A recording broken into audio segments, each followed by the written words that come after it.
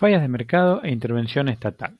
¿Qué vamos a ver en esta unidad? Nosotros hasta el momento lo que hemos estado haciendo son análisis de equilibrio parcial, es decir, hemos visto cómo llegamos a un equilibrio en un determinado mercado, cómo está configurada una oferta, cómo está configurada una demanda.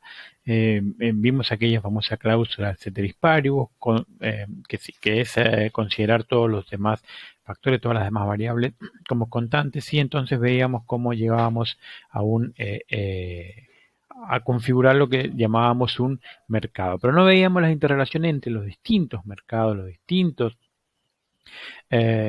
factores, productos que podemos llegar a tener en una economía. Es decir, poníamos el foco en un determinado mercado, una determinada oferta, una determinada demanda sin ver las interrelaciones. Ese era un equilibrio parcial que se llama en la economía. Entonces, nosotros llegábamos a la situación en la que el equilibrio de un mercado estaba dado por la interrelación de la oferta y la demanda de ese mercado. Ahí se determinaban los precios y cantidades de equilibrio. La demanda del mercado estaba dada por eh, las valoraciones marginales de los consumidores que dan las distintas cantidades de un determinado bien, y esto surge de la satisfacción de necesidades que esos consumidores logran con ese bien. Por el lado de la oferta, las ofertas estaban configuradas por los costos marginales de los productores, y las empresas lo que iban a hacer era elegir las cantidades que maximizaran beneficios, cantidad ya sea de producto, de producción o de factores a utilizar para esa producción que maximizaran sus beneficios económicos. Y por el lado de la demanda de un bien o un servicio eh, lleva a que los productores demanden factores productivos, por eso las llamábamos las demandas derivadas de los factores productivos, y a su vez esa demanda llevaba a un determinado equilibrio en los precios de esos factores productivos, lo que incide sobre la demanda de bienes y servicios, porque son los dueños de los factores productivos, las familias, quienes demandan bienes y servicios, y los recursos de esas familias entonces van a estar dados por la retribución de los factores que se obtiene en los mercados de factores que se usan para producir bienes y servicios. Entonces, lo que pasa en los mercados de factores y lo que pasa en los mercados de los bienes y servicios, lo que pasa por el lado de la oferta y lo que pasa por el lado de la demanda, en realidad está todo absolutamente interrelacionado. Y cuando intentamos ver ese todo,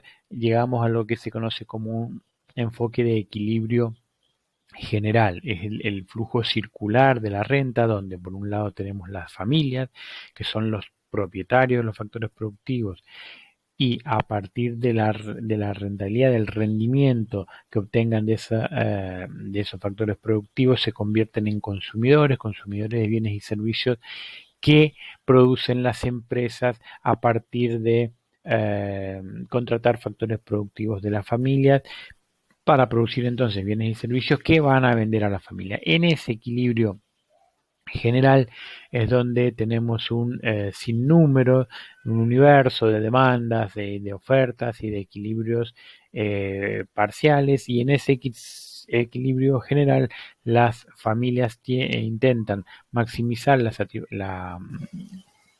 su satisfacción de necesidades, la satisfacción de sus necesidades, y las empresas intentan maximizar la obtención de sus beneficios económicos. De esta manera que decíamos. Y esta interrelación entonces lleva a equilibrios a partir de los equilibrios parciales de cada mercado, y en competencia perfecta llegamos a un determinado equilibrio competitivo. En una economía de competencia perfecta, entonces lo que vamos a ver es que ese equilibrio lo va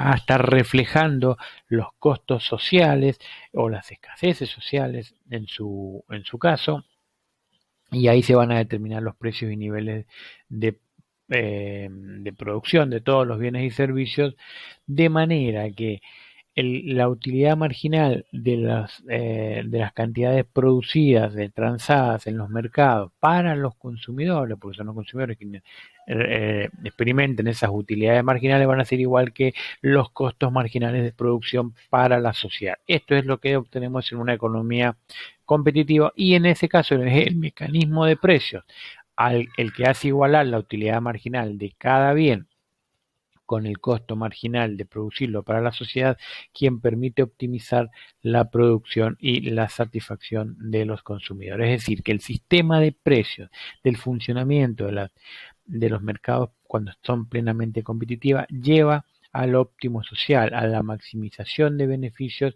y del lado del consumidor y del lado del productor. Por eso es la importancia de los precios en los que se denomina una economía de mercado, porque constituyen el mecanismo central de asignación de una economía de mercado, como decíamos.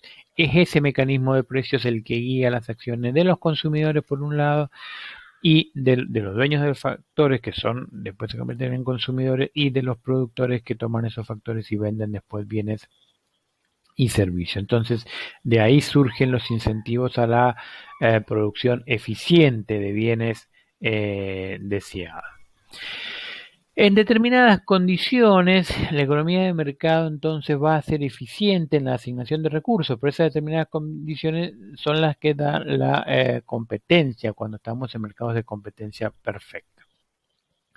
En el sentido de Pareto, la eficiencia paretiana indica que vamos a ser eficientes si no se puede mejorar el bienestar de una persona sin reducir el bienestar de otra persona. Bien,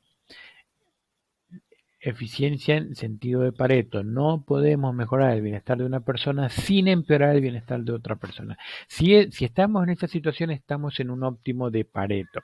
Si nosotros pudiéramos mejorar la situación de algún agente económico, sin empeorar la de algún otro, entonces no estaríamos en un óptimo paretiano, sino estaríamos en una situación de eficiencia.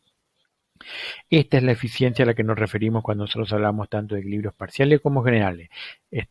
Somos eficientes desde el punto de vista social si no podemos mejorar a uno sin empeorar a otro. Y para llegar a ese punto son los precios los que transmiten las señales. Todo esto dado una determinada cantidad de de factores productivos disponibles y dado una determinada distribución de la propiedad de esos factores productivos y dado también un determinado estatus de la tecnología disponible en un lugar. Entonces, este sistema de equilibrio de mercado que nos puede llevar a la eficiencia en el sentido paretiano está suponiendo una determinada cantidad de factores, una determinada propiedad de esos factores y determinado nivel de tecnología sin discutir si esos niveles están bien o mal. Ahora bien, siempre el mercado entonces llega a esa asignación eficiente en términos paretianos de recursos, de manera que el sistema de precios nos asegura que estamos satisfaciendo la mayor cantidad de necesidades posibles.